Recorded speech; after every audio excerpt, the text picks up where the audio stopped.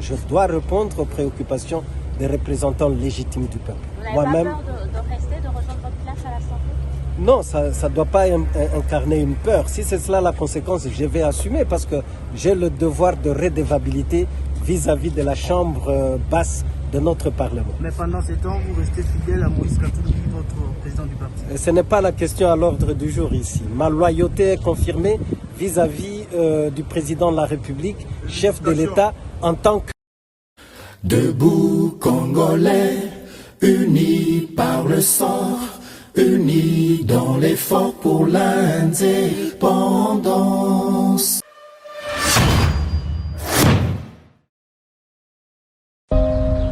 Nous devons ensemble avoir conscience que nul autre que nous-mêmes ne viendra sauver notre nation et que cela exige de chacun de nous une mobilisation tous azimuts.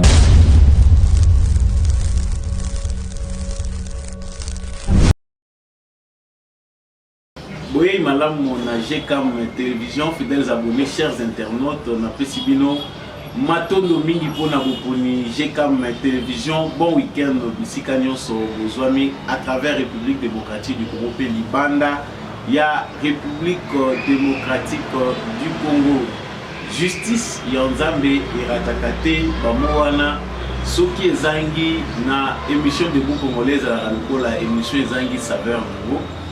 Bien qu'il ne faisant pas partie de l'essentiel de notre émission, et comment le la entrée fétiche protocole de sa émission na biso justice Yanzambe irataka motote soki oza kosala mabe okanisi biso tozomona yo te yeba nzamba azomona yo soki pe okanisi ke oleki biso na makasi yeba yango ke moto pa leki yo na makasi azali tôt ou tard tu finiras par payer les prix de tes actes. Et ça tarde pour vous changer, pour reculer, au ça la comptabilité va na yo pour ça la malamu na yango la lobaka sala kaka malamu po nyonso to salaka izalaka na lifuti na yango.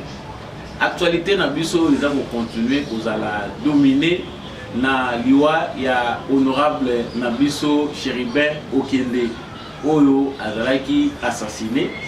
Mais cette fois-ci, la président de la République a ordonné qu'au cours du Conseil des ministres, le ministre de la Justice était à l'Andela Likambo Italie enquête pour solliciter le service de Belgique et Afrique du Sud pour rendre enquête plus indépendante pour déterminer les circonstances et la loi Chéribin Okende paix. On peut ça plus dans la lumière. Toujours dans le cadre, il y a l'IWA, il y a Chéribin Okende, la maille partie naïe ensemble Bazali Koloba, Togoyoka propos ya Olivier Kamita Toura pour continuer à accuser le gouvernement de la République démocratique du Congo. Bango Bazali P Lisusu Kosenga été banquette wana concernant l'IWA, il y a Chéribin Okende et ça alimenté le rôle de la CENI Bazako Boya Audi externe. Topé baké kozula bango batu moko baza ba préfabriqué bango bazali kosenga ete MONUSCO azwa tête ya banquette pour na mener banquette wana et puis baza kosenga que États-Unis, Union européenne, Grande-Bretagne bazala paix associée na ba enquête wana. Nous allons revenir là-dessus to de la paix. Likambo Italie jeune dame oyo monaki vidéo lobby azali koloba lokola mwana Chéribin Okende ya lobby ezalaki sous émotion ayebaki makambo ya azali koloba te mais selon ba information mwana mwasi wana to pende ko mwasi wana azali na famille ya Chéribin Okende te. Qui aurait choisi cette dame na circonstance nini batiaki po aloba comme si c'était lui elle qui nous allons revenir sur cette affaire qui fait couler beaucoup d'encre. Donc le la paix, le président de la République a lancé appel à la renaissance et à la justice au cours de la cérémonie à lancement et à formation à 2500 magistrats militaires et civils dans le cadre pour améliorer la condition de justice. Le président de la République a lancé appel à juge na biso pe bato nyonso bazali kosala na secteur ya justice na renaissance ya justice congolaise. Il y a aussi bango absence ya justice ezali banalisation ya mal. Nous allons parler aussi du président de la République. Tokolobela pe nakati ya émission Nabiso déclaration oyoyo ya ba opposant bango bazali kobanza parce que ba opposant politique congolais baza komona que situation sécuritaire eza malamu te bango bazali kobanza que esengeli MONUSCO a s'occuper de la sécurité ya ba candidat nyonso déclaré à la présidence de la République jusqu'à ce que résultat ekozala publié na CENI et ekozala confirmé na cour constitutionnelle nde sima MONUSCO atiki musala na ye bango pe bazali kobanza lisusu Martin Matata Ponyo, Delis Sanga et Moïse Katumbi baza considérer que l'arrestation arbitraire et les assassinats dans l'opposition ne permettent pas d'exercer les activités électorales en toute sécurité et exigent une réunion d'urgence entre parties prenantes comme pour rejoindre les propos tenus par le docteur Denis Mukwege. Nous parlerons aussi dans notre actualité d'aujourd'hui de cette liberté provisoire accordée à l'opposant politique Franck Diongo, président du MLP, après 20 jours passés dans les locaux du renseignement militaire et 6 jours en dolo. Bapesier liberté provisoire. Toujours on appelle actualité naïe. Nabosu kisi esengeli toyeba ete Yoweri Museveni, président ya Ouganda, a accusé Joseph Kabila d'avoir fait le lit des ADF en les donnant Pesi Bango ba location gratuite au nord et au sud Kivu pe na Ituri. Bazali kozwa kuna bazali extraire or bazali kosala commerce ya babois. Nyonso wana ezali na motu ya Joseph Kabila d'après ce que pense le président ougandais Yoweri Museveni. Et c'est vrai que Joseph Kabila serait à la base, il y a extension, il y a ADF,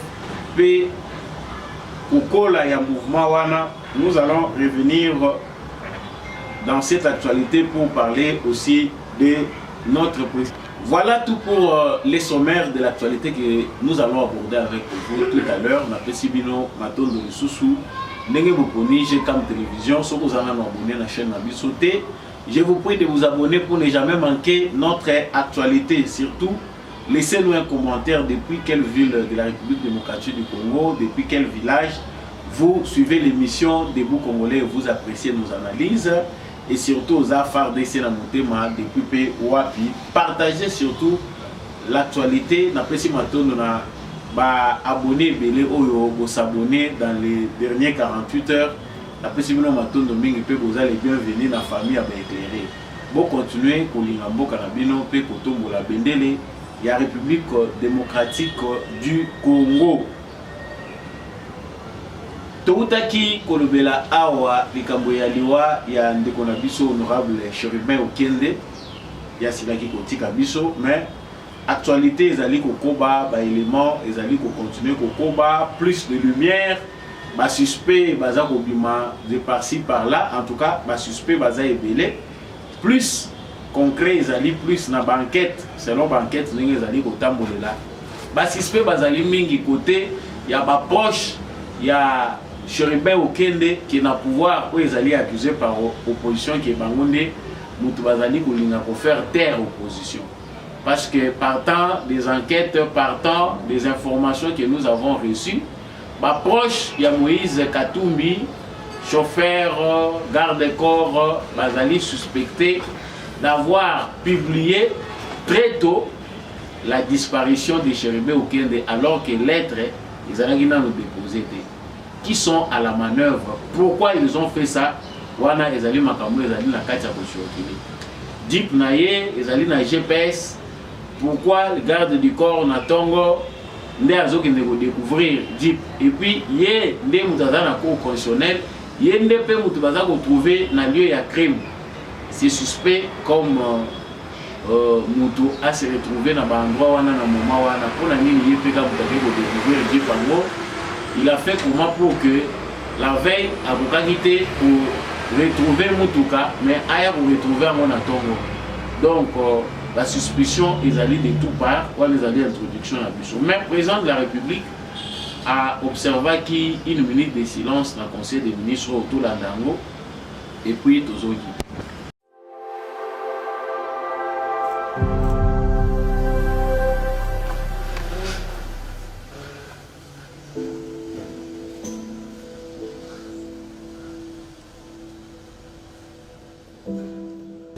Bonjour. Bonjour tout le monde. Je vais vous prier de rester encore un peu debout et de nous recueillir un petit instant en mémoire de l'honorable Chérubin Okende, que vous avez très bien connu, qui a siégé avec nous dans cette salle. Donc, donnons un petit moment de recueillement en sa mémoire.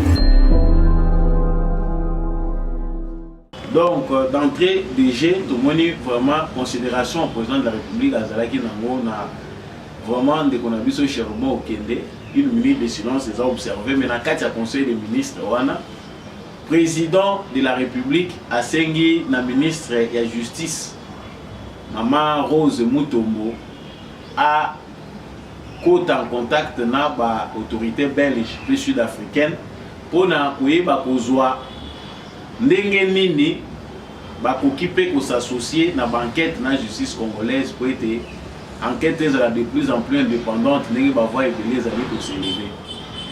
Kasi nangambu ya Moïse Katumbi et il voit les choses d'une autre façon. Bazali na confiance ya pouvoir en place te balingi te makambo esalema na lolenge oyo pouvoir en place basalaki ndenge seni asalaki pona kokende kopona batu na bango moko pona ko auditer seni. Donc ils ne veulent plus entendre ça. Bango bazali kosenga ete MONUSCO azala la tête ya banquette pe à part MONUSCO, États-Unis d'Amérique, Grande-Bretagne, l'Union européenne va s'associer pour être clair. Na yango na tiki bino na Bolanda maloba ya Olivier Kamitatu de na simatozongi. Nous voulons savoir qui sont les assassins de Chérubin et nous voulons savoir qui sont les commanditaires qui se cachent peut-être encore aujourd'hui. Nous voulons que toute la vérité soit faite. Il y va de la mémoire de Chérubin, il y va même de l'avenir de notre pays à 5 mois des élections. Vous réclamez comme les gouvernements de la RDC une enquête indépendante à laquelle sera associée des organisations internationales. Mais certains disent que Chérubin Okende n'était plus en bonne odeur de sainteté avec vous, donc personne n'est épargné jusque-là, et ce sont les enquêtes qui vont déterminer, qui vont aller dans un sens comme un autre. Comment vous réagissez? Non, je vous interromps tout de suite, Vous voudriez dire que ensemble aurait assassiné Chérubin Okende qui ne serait plus en odeur de sainteté avec nous. Il faut arrêter avec ces extrapolations, c'est nauséabond. Dans un État, c'est les armes. C'est l'État qui contrôle les armes. Si l'État et le pouvoir du président Tshisekedi dit tout contrôler, alors c'est qu'il est commanditaire, parce que c'est eux qui tiennent les armes. Ce ne sont pas les opposants qui ont des armes. Mais si l'État et le pouvoir ne contrôlent rien, alors ils sont dangereux. Nous voulons que toute la vérité soit faite. Nous ne voulons pas une enquête, un simulacre d'enquête. Nous ne voulons pas que ce soit des enquêteurs choisis. Comme le gouvernement aime choisir les auditeurs de son fichier électoral entre des amis, nous voulons une véritable enquête. Nous en appelons à la MONUSCO, nous en appelons aux États-Unis, nous en appelons à l'Union européenne. Tous les partenaires qui disposent d'une expertise technologique, humaine, matérielle, pour identifier comment se sont déroulées les dernières heures de la vie de Chérubin, notre ami, eh bien, nous serons apaisés quand nous aurons identifié les assassins. Il ne faut pas verser dans les pures affabulations qui sont totalement nauséabondes.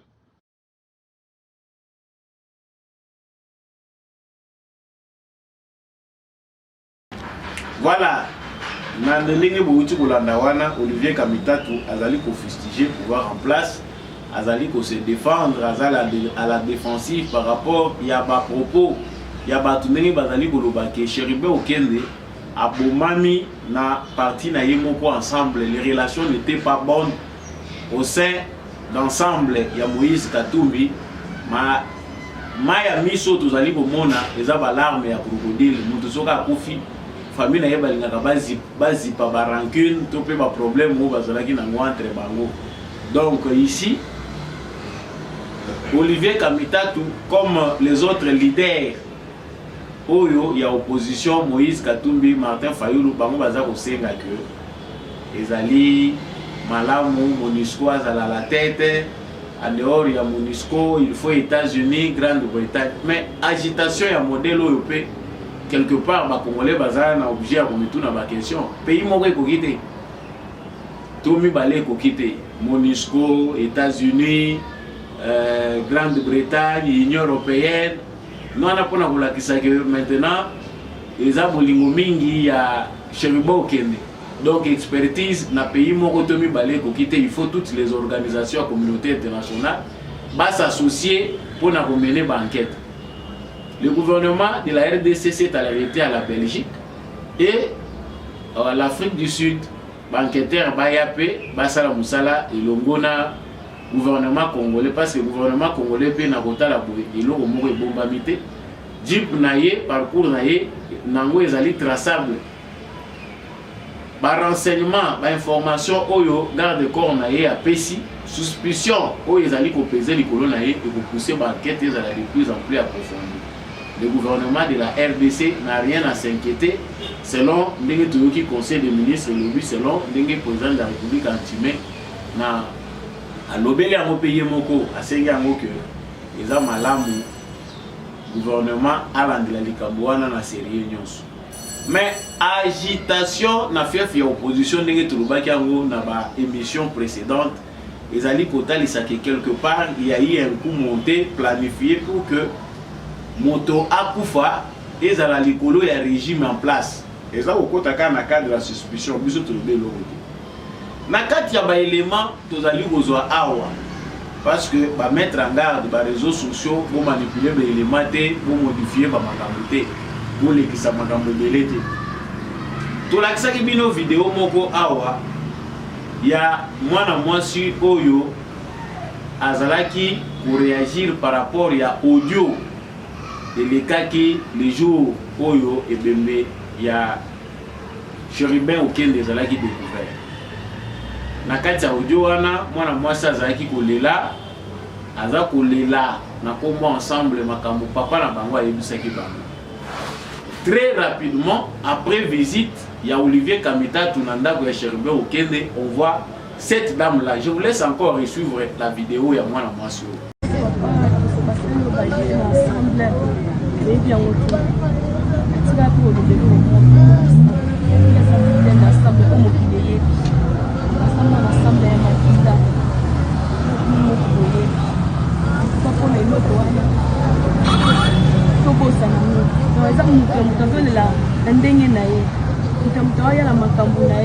Mais normalement, au sein de la séance, le plan est évolué.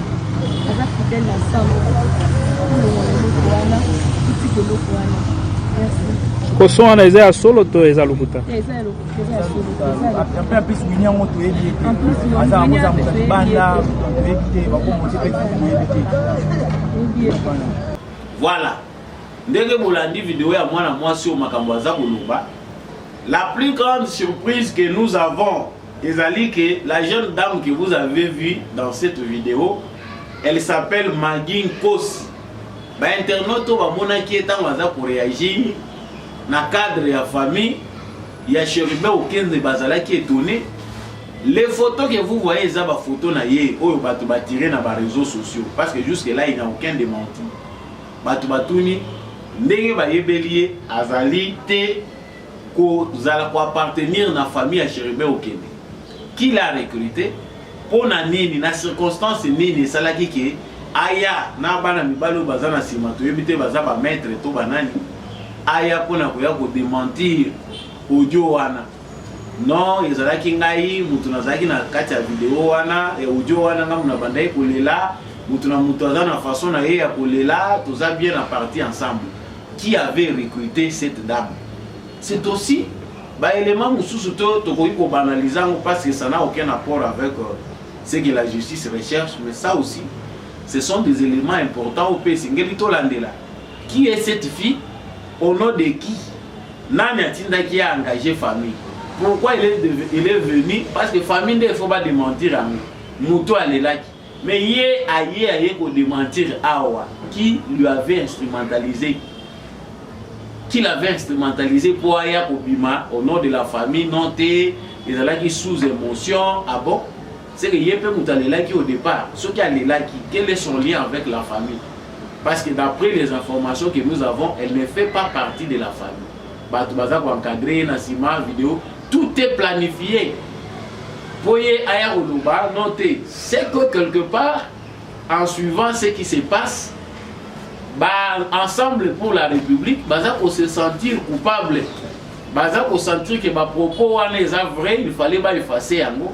Yango baluki moyen pour ça la démenti. À la recherche à pour ça la démenti, baki pour recruter moi la moi si wana bacheye.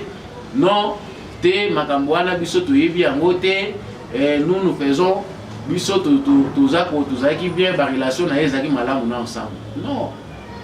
Ce n'est pas un secret. Et Kobimakaka, les relations n'étaient pas bonnes. Chérubin Okende, Azala qui vit comme quelqu'un qui est espion et Tshisekedi.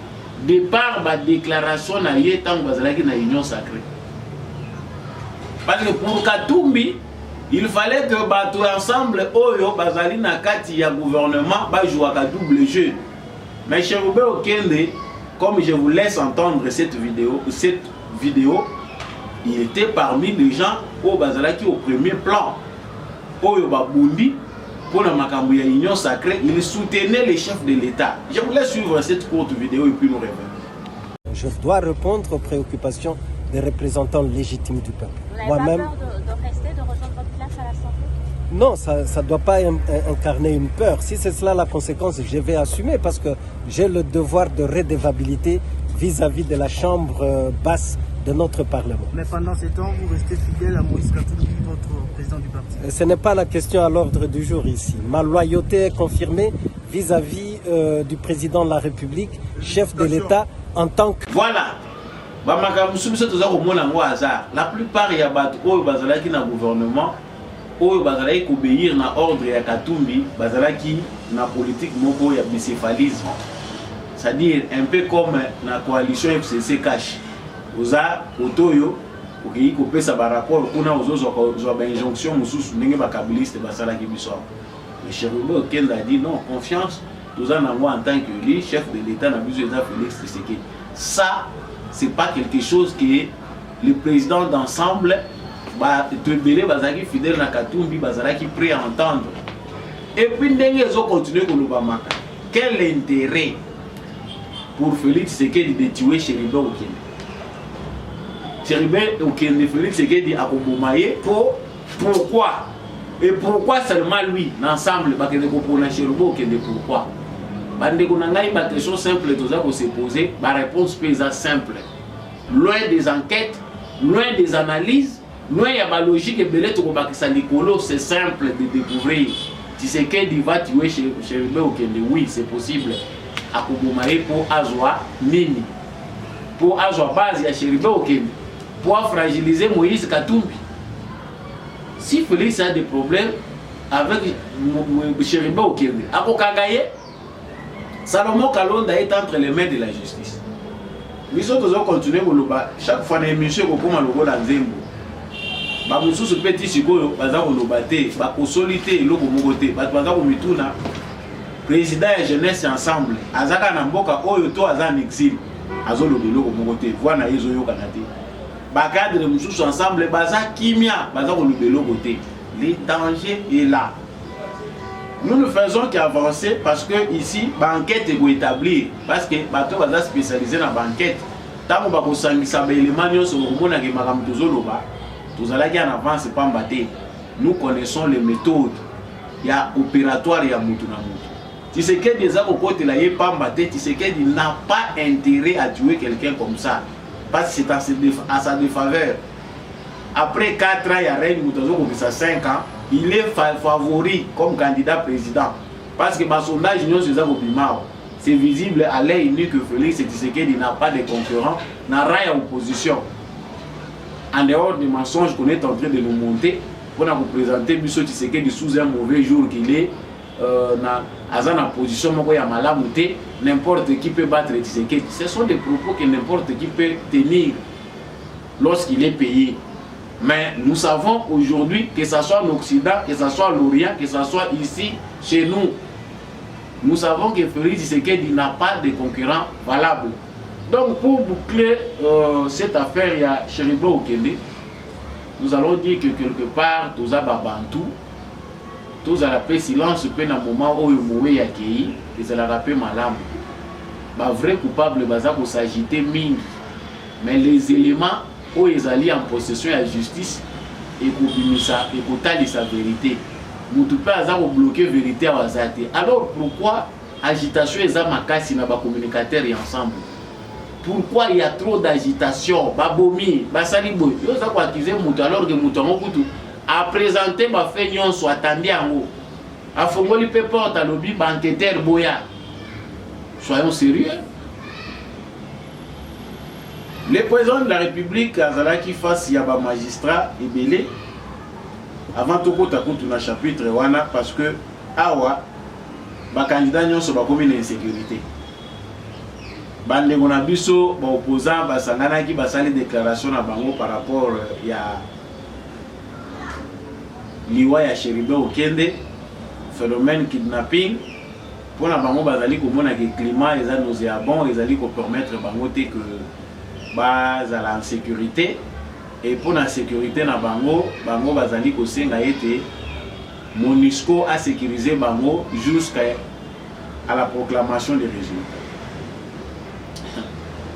Mais awa tozana na dossier moko na misilité.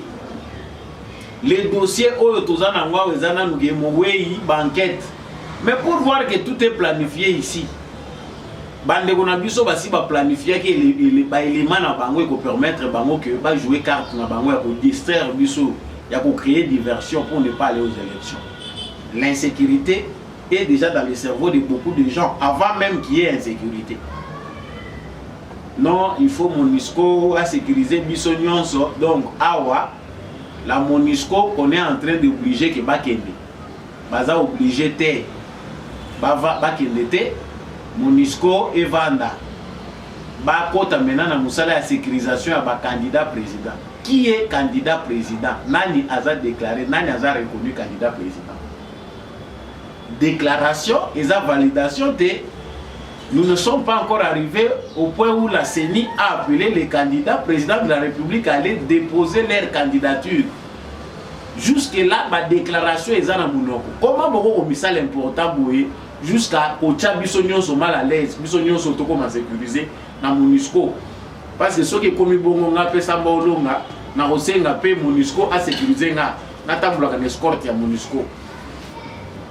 Ça montre qu'il y a une planification. Il y a bateau opposant. Makabouté donné ça qui avant. Qu'il y a des événements qui vont venir. Bateau baza sérieux te makamu baza ko planifier awa balingi ba chamboka mobimba na alerte. Ba créer chaos, ba justifier chaos wana que notre élection moyen to kindango ezate.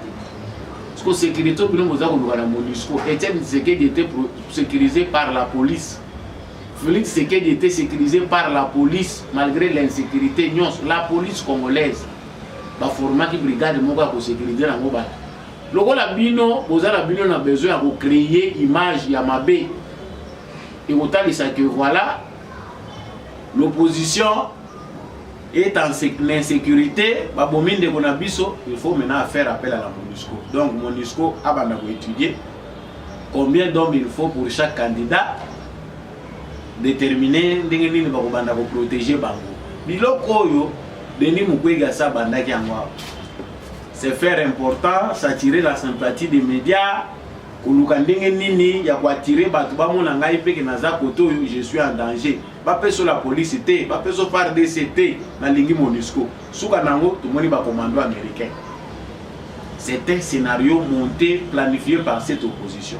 Mais plus loin ici, Matata Pogno, Sesanga et Katumbi considèrent que les arrestations arbitraires et les assassinats dans l'opposition ne permettent pas d'exercer les activités électorales en toute sécurité et exigent une réunion d'urgence entre parties prenantes.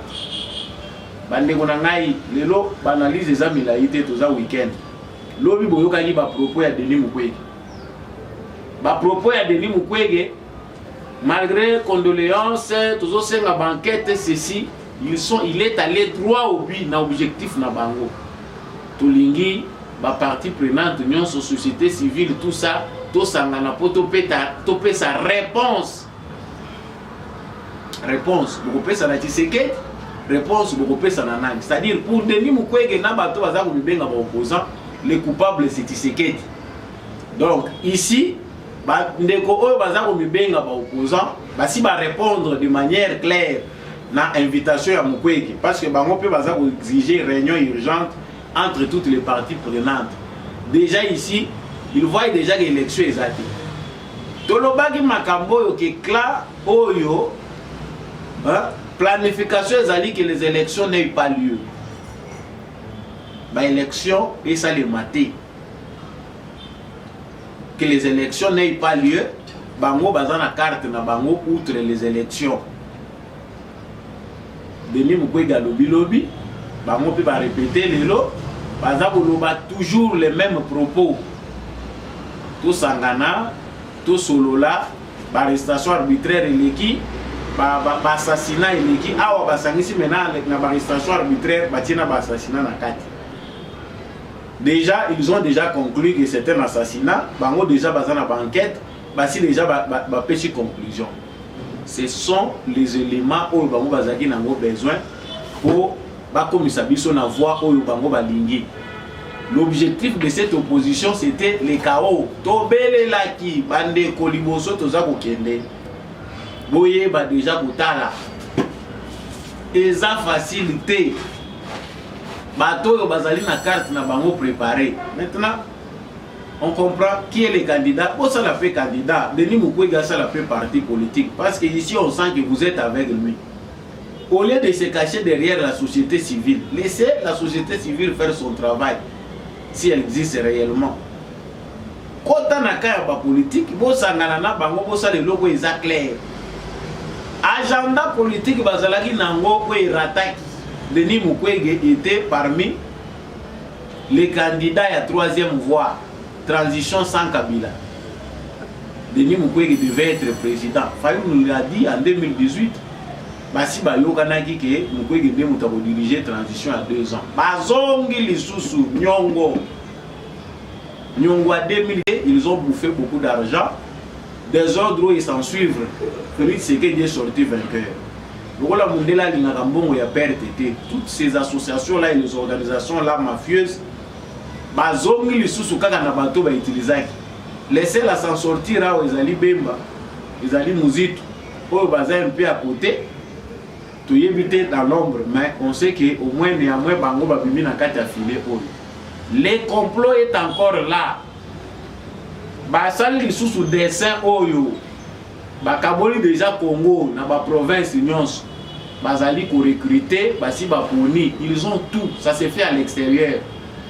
Basi baponi, ba place ba créer ba foyer attention. Entre-temps, il se négocie là-bas à l'extérieur une transition sans Tshisekedi.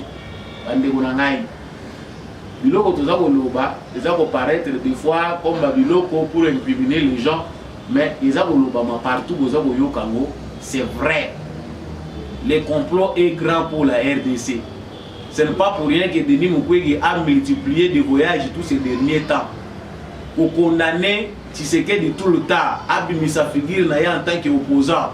Uzongia wana ba commando dans insécurité. Insécurité, ils ne sont pas les seuls à créer cette insécurité. Cardinal Fridolin Ambongo a annoncé des parents. kaka dans le vide yo moko za monoko supu za koloba nyonso keya ozongi okeyo ozongi non, je ne me sens pas en sécurité. Tu évites ce qui est parce que pour protéger. Mais nous savons que cette insécurité est déjà planifiée dans le bateau Bayebani. Les cardinals étaient parmi les premiers à crier je ne me sens pas en sécurité. Ah bon? Aux autres se sentir en insécurité, tu es monté à Molaka, aux autres Matosa, ok. Tu évites à comment sécuriser Ndengini. Voilà, tu évites. Tu as la caméra cachée, aux autres Molana, tu évites. Donc, pour terminer ce chapitre, ma élection, c'est vrai. L'engagement du gouvernement de la RDC pour aller vers les élections, ezali na contrainte ma casse. Ici, j'ouvre une parenthèse pour Boyo Kaba vérité. Félix Tshisekedi est très combattu par la communauté internationale. Même au sein de la communauté internationale, ils sont en train de planifier que les élections n'aient pas lieu. Basi ba bongisi ba carte na bango, ils ont mis les moyens à disposition. Ba bengi Mukwege, yaka na France, yaka na Belgique, ba yambiye en privé wa Emmanuel Macron yao. Nano kutani na Félix Tshisekedi était président de la République, mais ayambi na Mukwege en secret. C'était possible d'aller rencontrer Félix Tshisekedi et puis venir recevoir aussi même de manière officielle Denis Mukwege. Mais le rôle bazaki na agenda na bango ayambi na muto azomona priorité place intérêt za clair. Ala babombi yango pour ba annoncer ngo te ko ya ko vexer gouvernement Félix Tshisekedi après que okuta na président. Après la suite était connue. C'est leur candidat. Le plan il y a Fayulu qui aujourd'hui est fini ici et Sili. Ils ont déjà basi basaleli. Maintenant, ils doivent nous présenter quelqu'un d'autre. Oh, baza pour ça la publicité mikolo na ba chaîne na bango. Chers Congolais, l'air est grave. Nous savons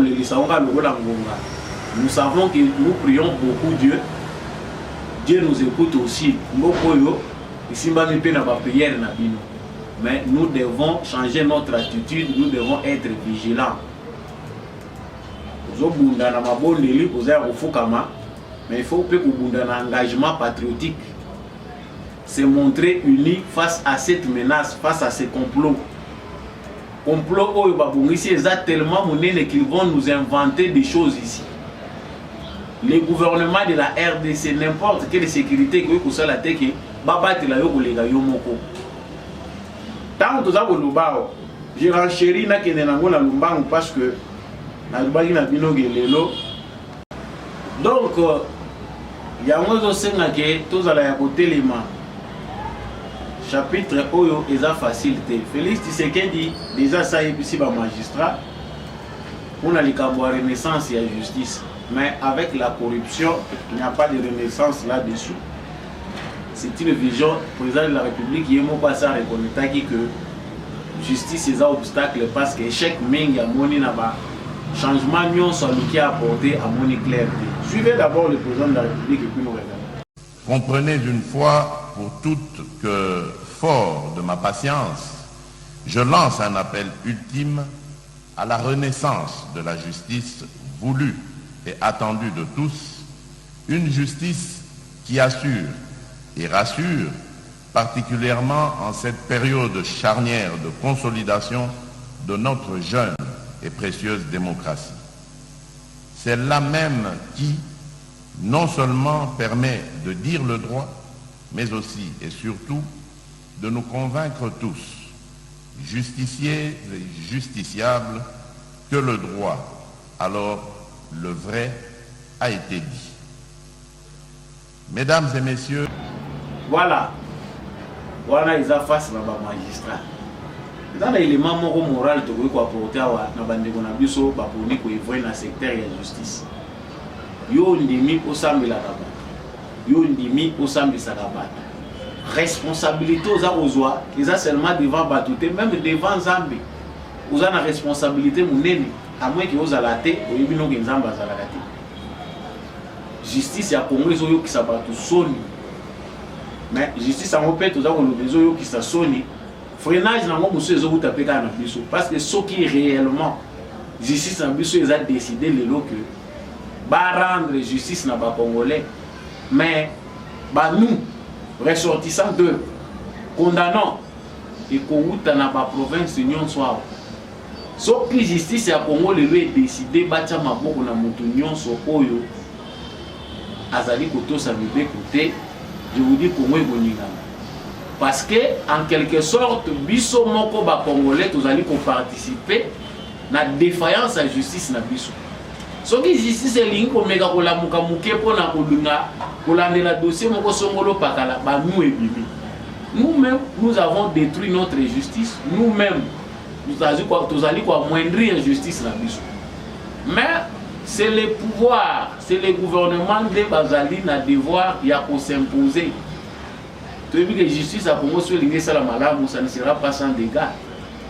hein et vous allez sans dégâts si réellement ba juge na biso ba lobi que ba lingi ba sala musala ya solo ya justice faut ba na kotambola na sécurité le la juge la lingé wana toza ko loba solo ce qui penda procureur prêt à pour la cassation pour constitutionnel baza décider basala musala ndenge moko na juge la lingeti je vous dis que sécurité na bango il faut que tripler au genre ya moyibi ko essayer côté na makila congolais biso tozo condamner à niveau moko mais biso nyonso tozo faire partie na chaîne pour ya mo président de la république a lobby justice ce qui est athée en tout cas ils a banalisation ya mabé il faut un magistrat basa l'effort il faut nous saler bada ko former bino oui formation malamu mais il n'y a que les intègres qui peuvent nous faire mieux pour moi dans le monde qui est liboso actualité à Sukawa Turusi Sanango Yoweri Museveni avant tout qu'il ait la liberté provisoire accordée dans le Frank Dion Yoweri Museveni a accusé Joseph Kabila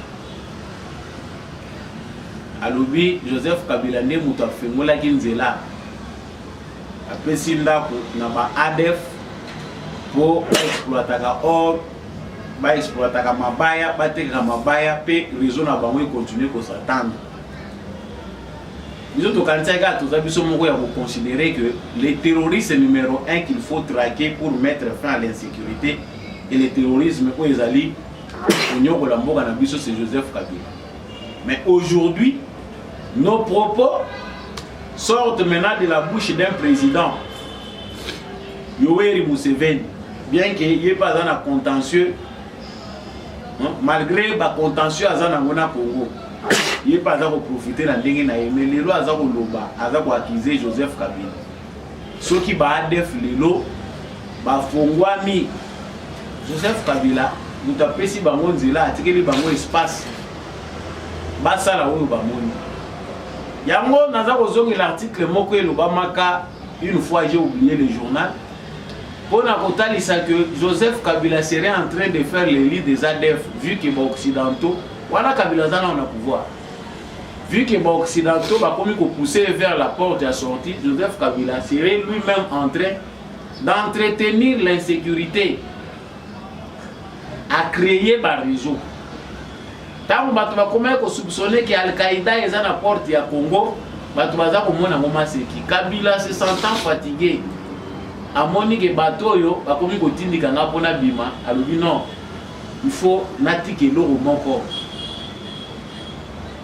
na créer réseau moko donc extension ya ADF ndenge toza ko benga ngwa en quelque sorte ils a réseau entretenu aussi par Joseph Kabila lui-même ce n'est pas pour rien que tu as ONU pour visiter Joseph Kabila. Il y a des liens sérieux.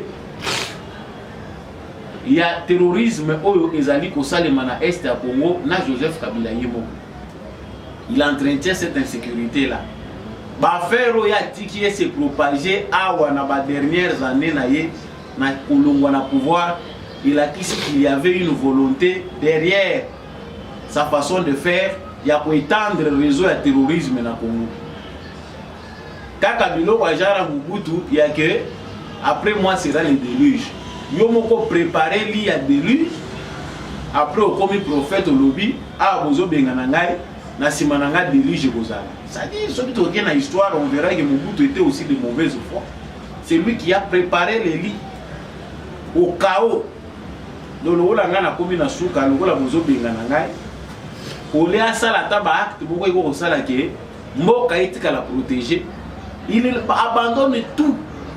Azo mettre la binoka ba fable, après moi sera les déluges. Joseph Kabila également.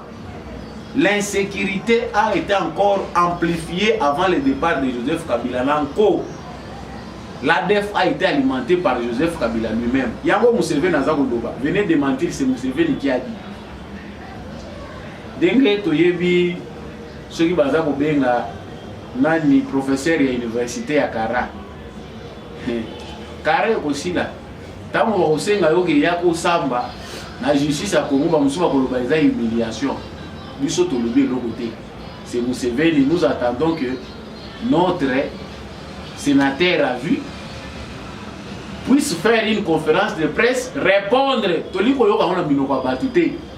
Ça la conférence de presse, répondre à Museveni que Makambo Alobi, l'allégation na eza fausse, eza mensongère sur base aussi de faits. Parce que au bisoto moni, ils ont poussé bisoto croire na Museveni que Joseph Kabila avait une intention derrière les ADF. Donc, copie à ma bayo, on doit les appeler à Kabila.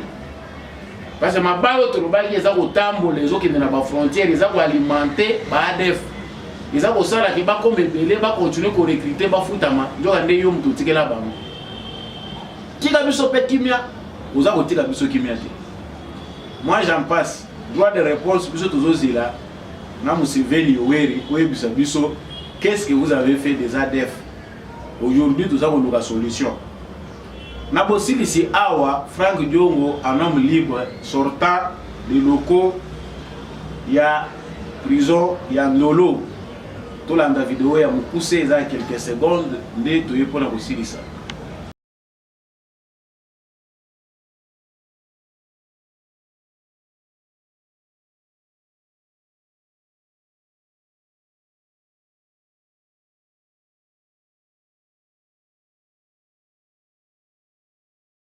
Voilà, avec Franck Diongo, Yewana Abimi, a eu liberté provisoire. On a outil pour ça la faisabilité, nous sommes pour passer cette liberté. Si on demande que va passer liberté provisoire, liberté oyo, pendant qu'on bien provisoire, ils allaient sur demande il y a un avocat na moko. Yango va passer liberté provisoire. Tu veux bien liberté provisoire. Malheureusement, dans le Congo, ceux qui vont libérer provisoirement attendaient que c'était une liberté définitive. Mais vieux Franck Diongo Obimi, beaucoup de biso qui a tué Chéribé Okende, l'un de vos frères. La tension monte, la vérité, tout le monde veut chercher la vérité. Tout le monde est la coupable. Yébassa nous a oublié là. Nanya Diaki avant yo. Vous avez nanane, vous avez la nanane. Biso to boy. Parce que tu sais qu'il y a au hasard qui disent à tort par des gens qui ne connaissent peut-être pas l'éducation qu'a eu Tshisekedi. Parce que Moutava to finga est criminel, il faut tout à la paix passer na yé. Abotamaki wapi, akoli na ba condition nini. Moutava boko la ya zandenge ni tata na ya ndenge ni maman na ya ndenge ni. On ne voit pas un indice. Pour les avoir qui nous doit commettre des actes. Biso musala na biso les avoir alerté. Le plan n'est pas fini. Même pas par le canal de Moïse Katumbi, par d'autres voies, l'argent circule encore. Panier wana ils ont aussi les sabbats, ils vont continuer à circuler. C'est l'instant que maman oya belela ki babimisa ki maman awa. Naza kosenga na Tshisekedi. Naza kosenga na Tshisekedi ndenge na yebani na mama parce que likambo justice a Congo ekomi likambo relation. Likambo bala musaba koko babenga ba mama to yebani na kingandi mutu nyoso ya kokota. Mama Franck Diongo Yewana Bimé, liberté bien sûr provisoire, bobate la yemalam. Le Congo ici est baby tellement que tout comme kobanga na kosomba lipa na nzela, culture nous laissée par Joseph Kabila. Ba pesio mission okokisi yangote ba lesio mbwengi. C'est la pratique qui nous a été laissée ici et comme ici ba tunsusu ba comme invivable. oza na bureau na oza kolenga lenga oza ko yo moko zo misala ba fantasme ya empoisonnement ba fantasme ya enlèvement ya na ba mususu aza ko dénoncer enlèvement imaginaire sur base de fantasmes. Pourquoi ayebi kaza kolia bilialia azolia mbongo ya tokeli mutokite bande ko congolais émission Cécile mais azo suka pe conseil lia mbongo mutoki na yo kumba pusu soki ezo simba te soki na bureau ba engagé o te sala bilanga mais tika bilialia madia na banda kwa ba politicien ekokinde na bato belé awa. L'argent sale ici ne va pas passer comme ça sans laisser des traces. Cet argent c'est l'argent du sang. Mbongo eza kotambola eza bato balingi kolia ngo facile. Eza mbongo ya makila ya bato. Osali baje yo pe ko emporter yo. Émission mokola lelo isili ba ebolanda ka à travers mokili mobimba. Na souhaiter bino bon week-end.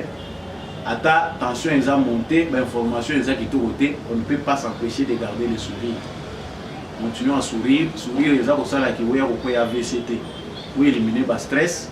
Émission de l'homme pour la lelo esili na pesi botondi na bandeko nyonso balandinga na sud ya France pe na France mobimba bandeko bolanda kinga na Suisse na Allemagne boche boza 5 bozolanda samba olonga merci mingi vraiment ya mingi nga na lobité ya mingi eza pe na bongo na bino bo continuer ko partager en tout en étant patriote to bomanaté parce que toza na ba divergence ya opinion to bomanaté parce que ba point de vue ezali ko balana te to garder bolingo na biso pe unité Congo a besoin.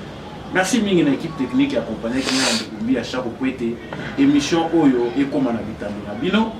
Merci P l'apôtre Gérard Kabeya, bon week-end dans l'homme de la vérité. De la vérité des urnes gens de Nitibalana.